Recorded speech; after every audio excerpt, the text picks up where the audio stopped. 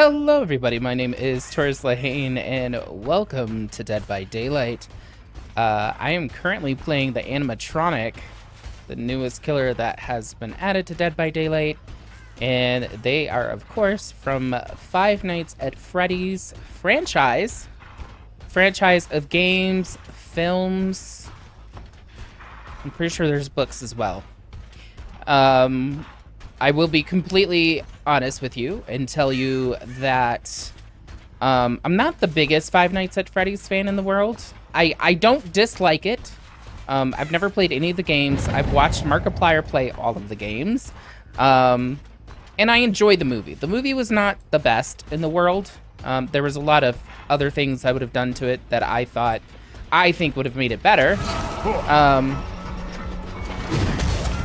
But as somebody that's not like, you know, again, your typical FNAF fan,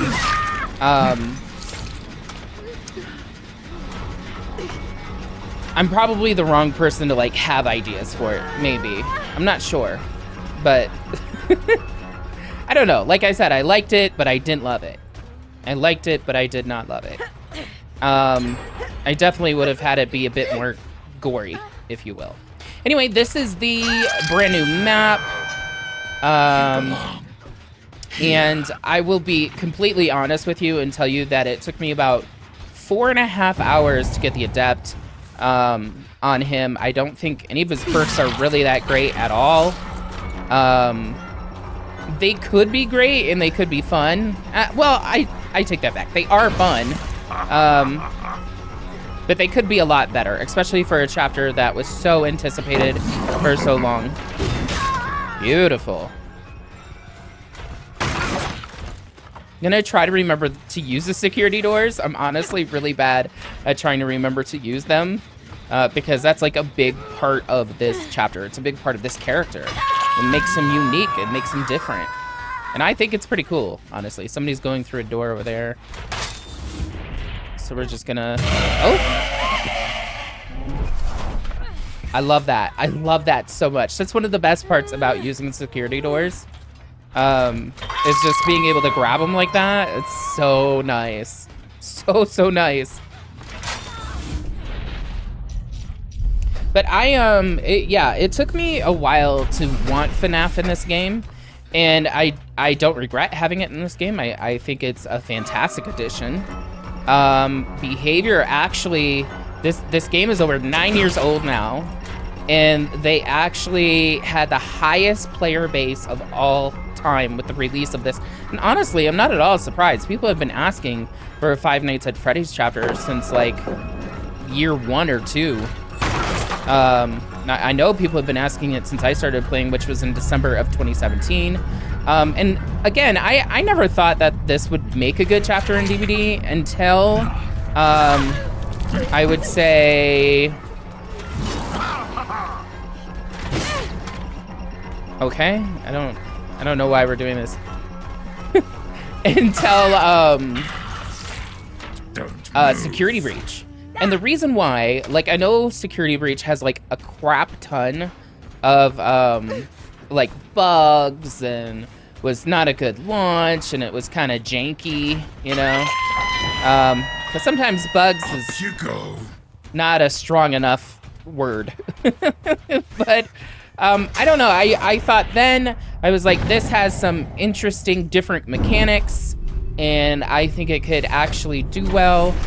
You know, it basically showed to me that it could be more than just a jump scare simulator.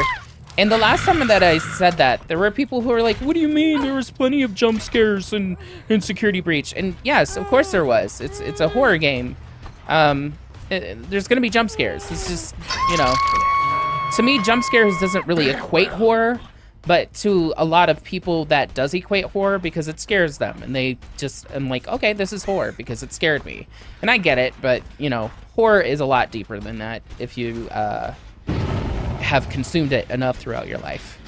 But anyway, it was, you just weren't standing in one stagnant spot and having to, like, lock doors or whatever. You know what I mean? And so, therefore... it just made like everything, it made it feel like a real game to me. Like You know, you had to go certain places, and you had to do certain things, and you had to, you know, it just, I don't know, it was much more interesting. I've always loved the lore of Five Nights at Freddy's. I always thought it was really, really fascinating and interesting.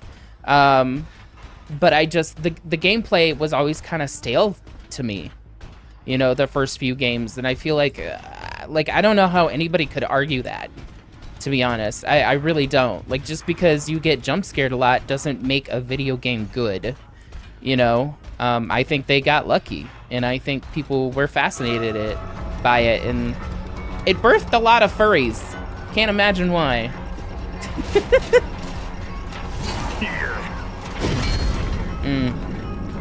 I really, really dislike the hitbox on the axe. I think it's atrocious.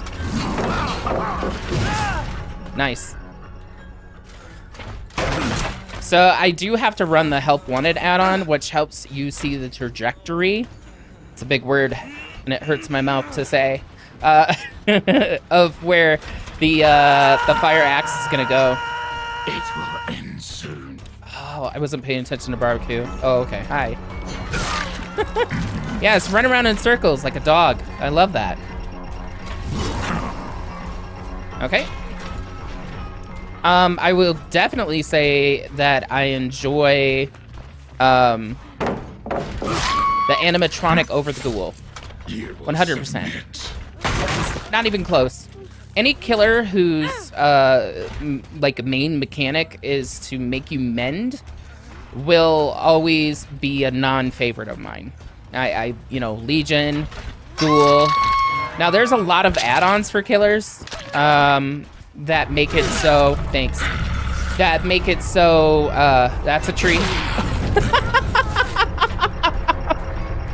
That make it so that the survivors have to mend, but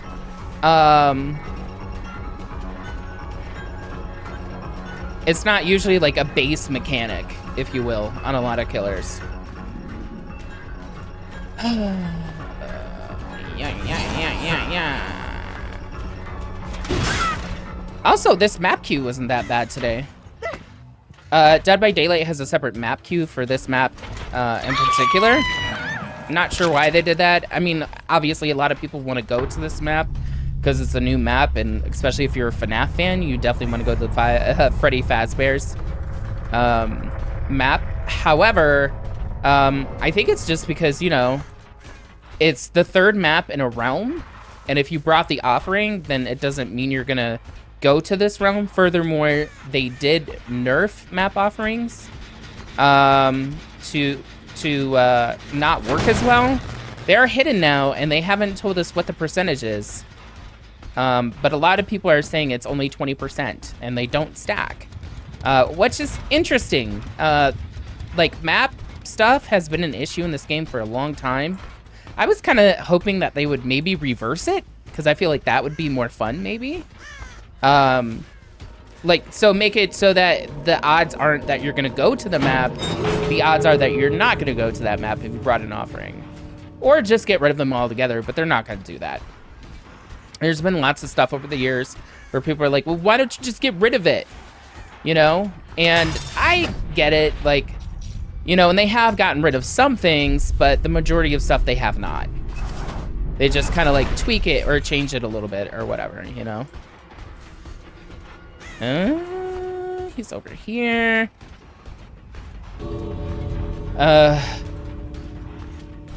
Lightborn, Grim Embrace, Barbecue and Chili, and Scourge Hook Pain Resonance, by the way, are my perks of choice for him.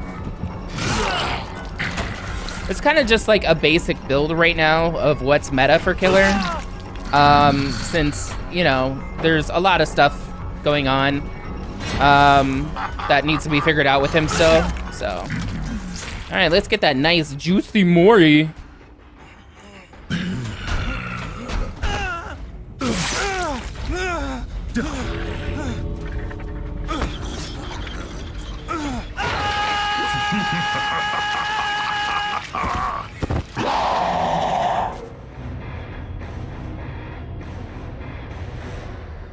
The only game in the world where you can see Five Nights at Freddy's Resident Evil crossover. Oh, that was good. That was actually the best game that I've had since this chapter came out on Tuesday. I would say.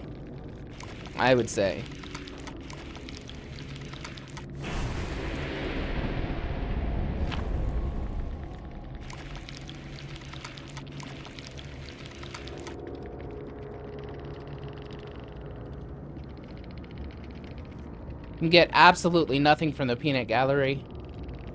Oh, that Kate. What? That Kate had will make it in resilience only. Wow, that's really interesting. All right, well, that has been it for this video. Thank you so much for watching. All of my social links will be down below in the description, including my Twitch, where I stream Dead by Daylight 4 days a week. And hopefully I will see you there. Hopefully I will also see you in the next video. Bye-bye!